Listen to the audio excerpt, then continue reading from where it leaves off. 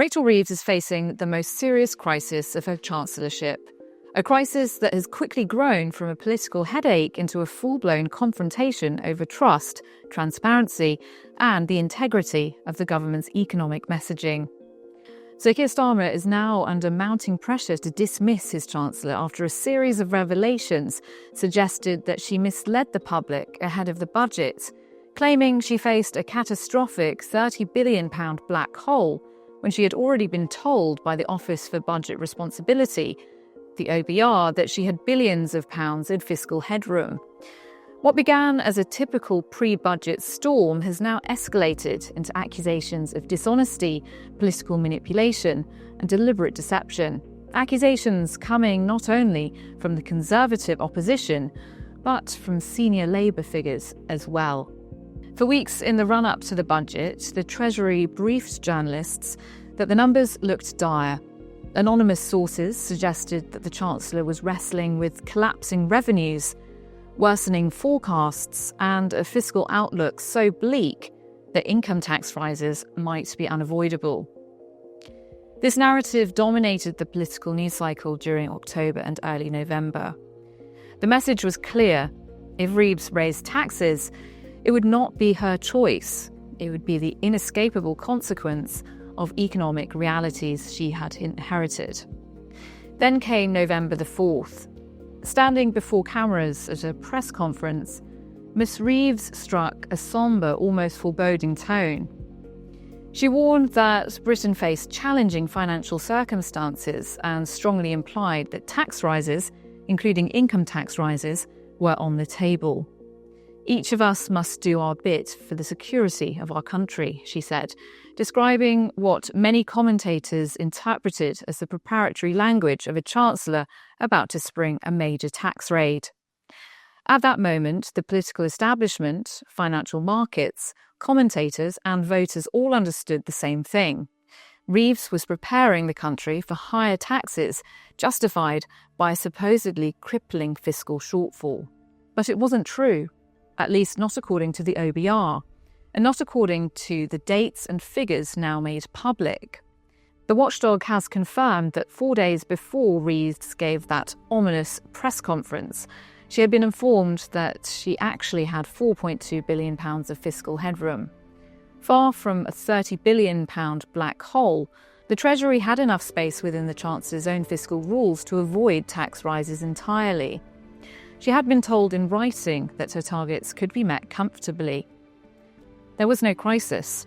There was no collapse in the numbers. There was no budgetary emergency requiring the public to do their bit. It is this revelation, the gap between what Reeves knew privately and what she said publicly, that has unleashed a political firestorm. Kemi Badenoch was the first major figure to go on the offensive. The Conservative Party leader delivered a blistering condemnation, leaving little ambiguity in her accusation. Yet more evidence, as if we needed it, that the Chancellor must be sacked, she said. For months, Reeves has lied to the public to justify record tax hikes to pay for more welfare. Her budget wasn't about stability, it was about politics, bribing Labour MPs to save her own skin. Shameful. In the often cautious language of Westminster, the word lied is rarely used lightly. Badenoch used it without hesitation. Her attack was quickly followed by Sir Mel Stride, the Shadow Chancellor, who argued that the entire story Labour had been telling for months had now fallen apart. We now know the truth, he said. Rachel Reeves spent the months leading up to the budget claiming she would need to make difficult choices because of a downgrade in the economic forecasts that was not of her making. She even let it be known she was considering raising income tax rates. But, as I pointed out in my letter to the OBR last week, Labour's story did not add up. It was all a smokescreen. Labour knew all along that they did not need to raise taxes and break their promises. It was an active choice to do so to fund a huge increase in welfare spending. The OBR have now made that very clear. It appears the country has been deliberately misled. These criticisms might once have been dismissed as partisan rhetoric, But they gained force when figures within Labour itself began questioning the Chancellor's position. Graham Stringer, a veteran Labour MP known for speaking plainly, delivered a devastating assessment. There was never a £22 billion black hole. The Office for Budget Responsibility said that, he told The Telegraph. The justification for all the pain has disappeared like snow on a spring day. He went on to describe the budget as a shambles and an act of political dishonesty, concluding, "The mess that's been made of this budget, I don't see how any Chancellor could continue." It is rare for a Labour MP to question the survival of a Labour Chancellor. Rarer still for the criticism to be so pointed. More voices soon joined the chorus. Conservative MP Neil O'Brien accused Reeves on GB News of manipulating the narrative for political gain. She lied so that she could produce better than expected numbers and say rates were not going up as a budget rabbit.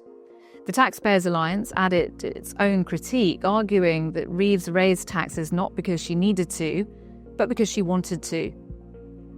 Spokesman William Yarwood said Reeves blamed Brexit. She blamed the Tories. She blamed global instability. But she lied. These tax rises happened because Rachel Reeves wanted to spend more money, mainly on welfare, in order to appease her backbenchers, all at the expense of ordinary taxpayers. The accusation was stark. Reeves engineered a crisis narrative to provide political cover for decisions she had already made. To understand the scale of this controversy, it is important to examine the timeline revealed by the OBR in detail. Richard Hughes, the chairman of the watchdog, sent a letter to the Treasury Select Committee laying out precisely when the Treasury received fiscal updates in the run-up to the budget. According to the letter, on October the 3rd, Reeves was told she had a £2.5 billion deficit against her fiscal target. Not ideal, but far from catastrophic. On October the 20th, she was informed that the outlook had flipped entirely and she now had £2.1 billion of headroom. On October the 31st, just days before she publicly implied she might need to raise income tax, she was told her headroom had doubled to £4.2 billion. Hughes' letter stated clearly, in this forecast round, both of the government's fiscal targets were on course to be met, with headroom of £4.2 billion. No changes were made to our pre-measures forecast after the 31st of October. In other words, Reeves knew the numbers were stable, improving even, but continued to frame her decisions as responses to worsening forecasts that did not exist. The political implications of this are profound. Reeves had built her reputation on the claim that she would restore fiscal responsibility after what Labour describes as years of Conservative mismanagement. Her pitch to voters was grounded in economic credibility. But if she is now seen as having manipulated or misrepresented the fiscal outlook for political reasons, her authority and the government's economic narrative is dangerously undermined. Adding to the controversy is the language Reeves used on November the 4th. Her speech suggested she was acting reluctantly, out of necessity, and for the good of the country. As I take my decisions on both tax and spend, she said, I will do what is necessary to protect families from high inflation and interest rates, to protect our public services from a return to austerity, and to ensure that the economy that we hand down to future generations is secure with debt under control. She also argued that the state of the public finances was the result of years of austerity, a rushed Brexit, and the impact of the pandemic, implying that the difficult decisions were imposed upon her. But the OBR's letter shows that by the time she made those comments, she already knew she had billions in space and did not need to raise taxes to meet her own fiscal rules. Critics argue that this discrepancy between what she knew and what she said is the heart of the crisis. Downing Street, however, has rejected the accusations. A Number 10 spokesman insisted that the Chancellor had set out the decisions very, very clearly in the budget. When asked directly whether Reeves had misled the public or the markets, the spokesman flatly rejected the claim. I don't accept that.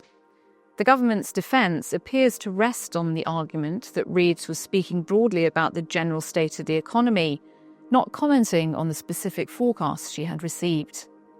But that defence has done little to quiet the uproar, especially as details of the OBR timeline continue to circulate.